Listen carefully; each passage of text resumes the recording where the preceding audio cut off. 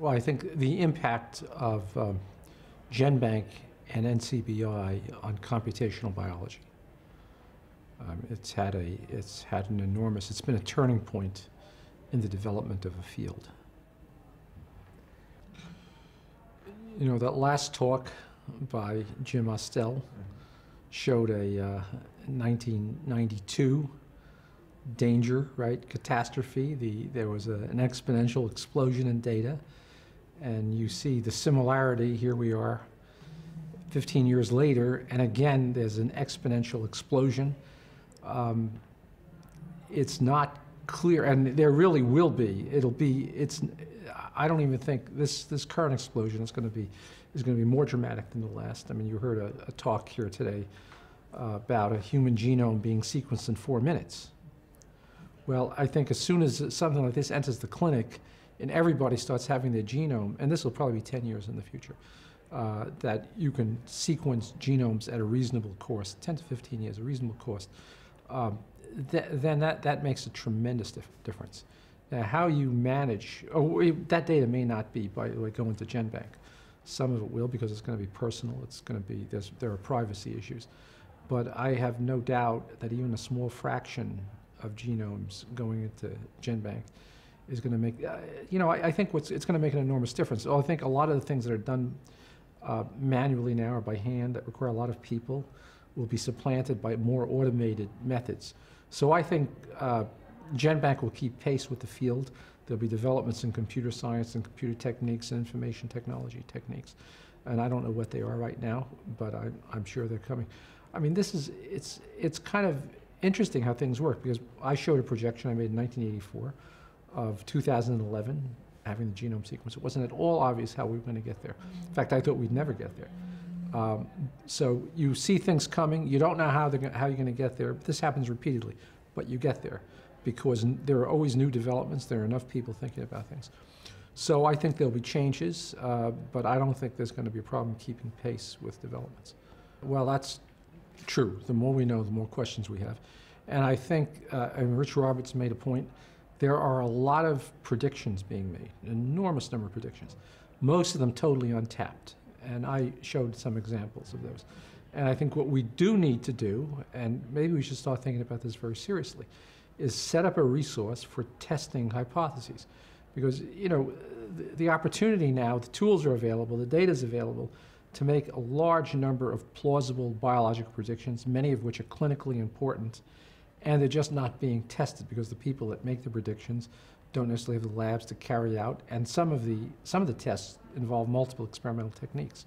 So I think probably a national response to this, if we're really going to make use of the data, convert data to knowledge, to biochemical knowledge, to clinical understanding, then there needs to be more attention paid to a process that would enable that conversion, and that's not being done right now.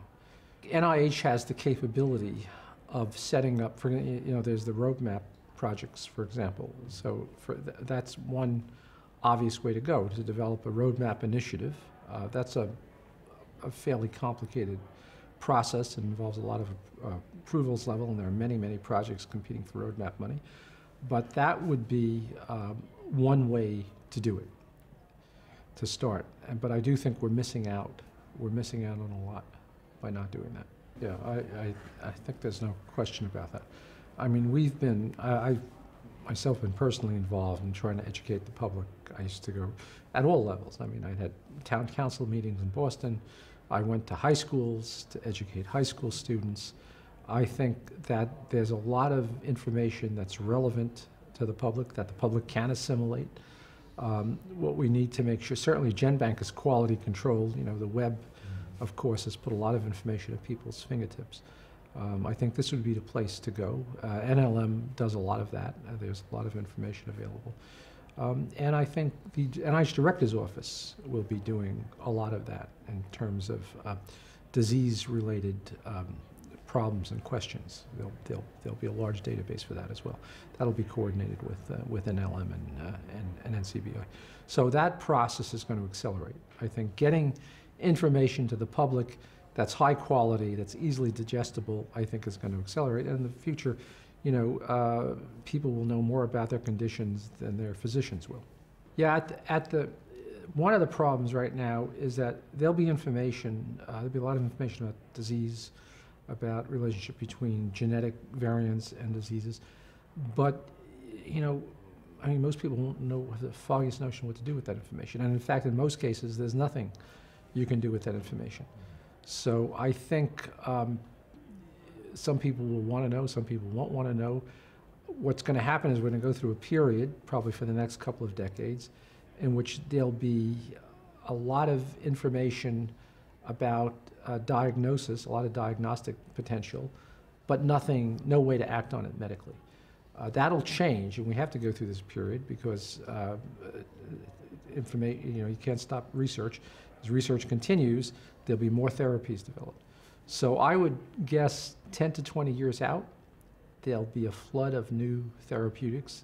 Medicine will change enormously. And at that point, there's going to be convergence. People can become more educated. And I think 20 years from now, and of course this generation of kids growing up, the computer is the most natural thing in the world. I think 20 years from now, the next generation, those people who are children now, who become adults in 20 years, will have enormous access to information that'll be very, very valuable for health maintenance. Well, I've found it really exhilarating to watch this happen, and I think with respect to Genbank, I've been a great supporter of David's. I've been mostly an observer. With the Genome Project, I was a direct participant. But watching this happen and having the right person in place and I was a supporter of his getting that job from the very beginning, has just been enormously gratifying because it didn't have to work out this well. It just worked out enormously well. And then, of course, the presence of the internet.